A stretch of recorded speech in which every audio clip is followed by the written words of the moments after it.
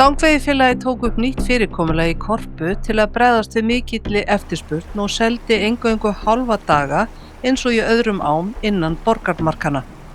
Nýtt einnarstangasvæði fyrir félagsmenn var tilraunaverkefni síðasta sumars en það er svæðið fyrir ofan Lambhagaveg og upp í Hafravatn. Þetta svæði er óskrifað blað og því fylgja engin kort og ekki eru merktir veiðistæðir. Stefnt er að því að bjóða aftur upp á þetta svæði næsta sumar.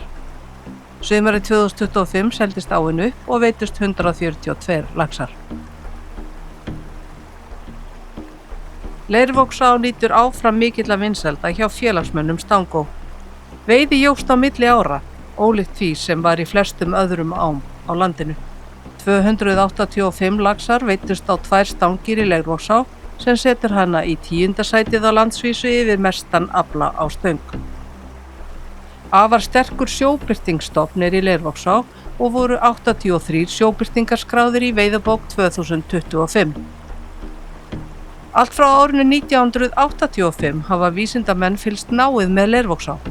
Samkvæmt mælingum er seiðastaðan í ánni afar góð og hefur það gefið góða raun að sleppa nokkrum laxapörum fyrir ofan ólagsgengan Tröllafoss. Þau seiði hafa jafnan verið stærri en þau sem eru fyrir neðan fossinn.